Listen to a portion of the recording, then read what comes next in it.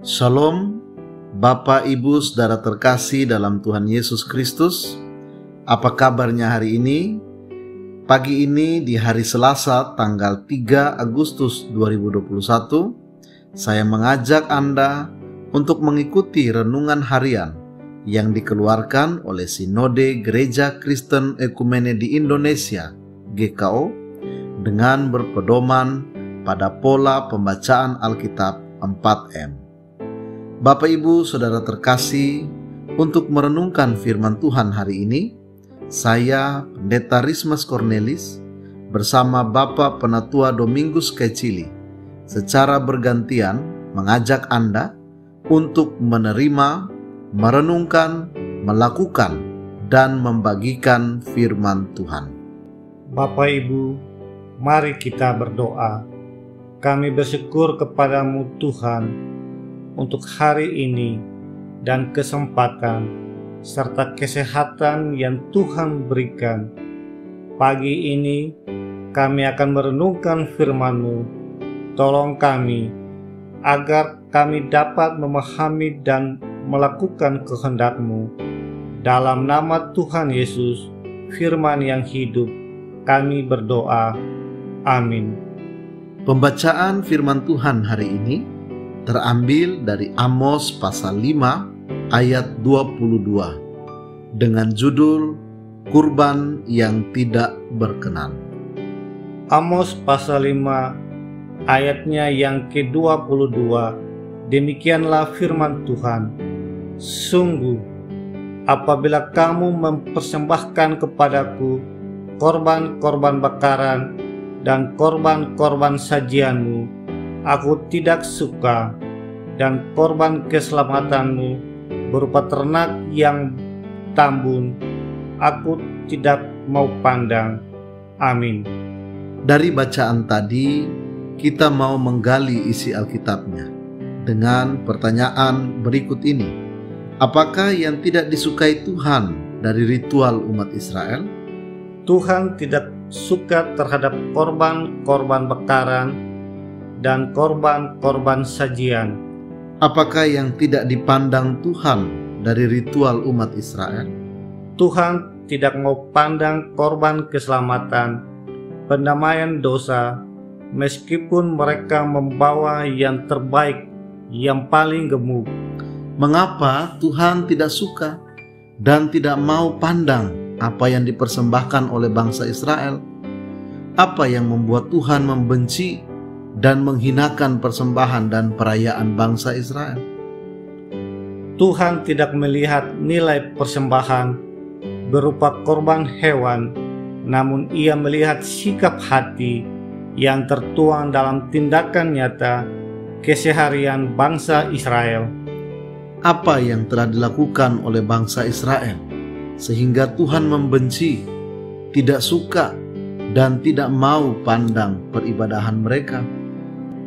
Dalam Amos pasal 2 ayatnya yang ke-6 dan 7 mengungkapkan salah satu dosa dan kesalahan yang dilakukan oleh bangsa Israel. Beginilah firman Tuhan, karena 3 perbuatan jahat Israel, bahkan 4, aku tidak akan menarik kembali keputusanku, oleh karena mereka menjual orang benar karena uang dan orang miskin karena sepasang kasut. Mereka menginjak-injak kepala orang lemah ke dalam debu dan membelokkan jalan orang sengsara. Anak dan ayah pergi menjamah seorang perempuan muda sehingga melanggar kekudusan namaku. Dari ayat ini, pasal 15 ayat 8 dan ayat 9. Bangsa ini memuliakan aku dengan bibirnya, padahal hatinya jauh daripadaku. Percuma mereka beribadah kepadaku, sedangkan ajaran yang mereka ajarkan ialah perintah manusia. Ibadah ada 2 dimensi, ibadah secara liturgis dan ibadah kehidupan. Keduanya sama dan tidak dapat dipisahkan satu dengan yang lain. Tuhan tidak hanya melihat ibadah liturgis, tapi juga ibadah kehidupan. Apa artinya kita beribadah namun kita tetap tinggal dalam dosa. Tuhan meminta kita untuk membereskan hati kita dahulu sebelum datang kepada Tuhan untuk memberikan persembahan. Itu juga yang Tuhan Yesus katakan dalam Injil Matius pasal 5 ayat 23 dan ayat 24. Sebab itu, jika engkau mempersembahkan persembahanmu di atas mezbah dan engkau teringat akan sesuatu yang ada dalam hati saudaramu terhadap engkau, tinggalkanlah persembahanmu di depan mezbah itu dan pergilah berdamai dahulu dengan saudaramu, lalu kembali untuk mempersembahkan persembahanmu itu.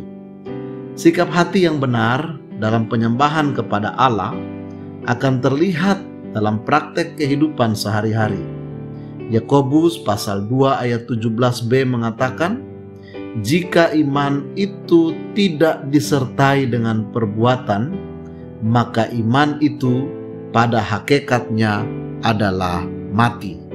Berdasarkan firman Tuhan dan uraiannya, apa yang menjadi komitmen kita? Yang menjadi komitmen kita, 1. Mengevaluasi setiap ibadah kita, apakah hanya sebatas liturgis dengan serangkaian ritual atau ritus tanpa pertobatan yang sungguh kepada Tuhan. 2. Mempersembahkan hidup kita sebagai persembahan yang benar, yang kudus, dan yang berkenan kepada Allah sebagai ibadah yang sejati. 3.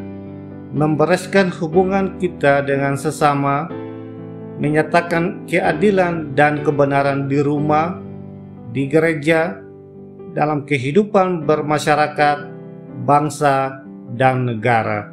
Amin. Mari kita lakukan komitmen kita. Kebenaran ini juga akan saya bagikan kepada sesama, yang tentunya dimulai dari diri sendiri, keluarga, rekan sekerja, dalam kehidupan berjemaat, sehingga persembahan kita berkenan kepada Allah. Baik, mari kita tutup saat teduh kita dengan doa. Kita berdoa.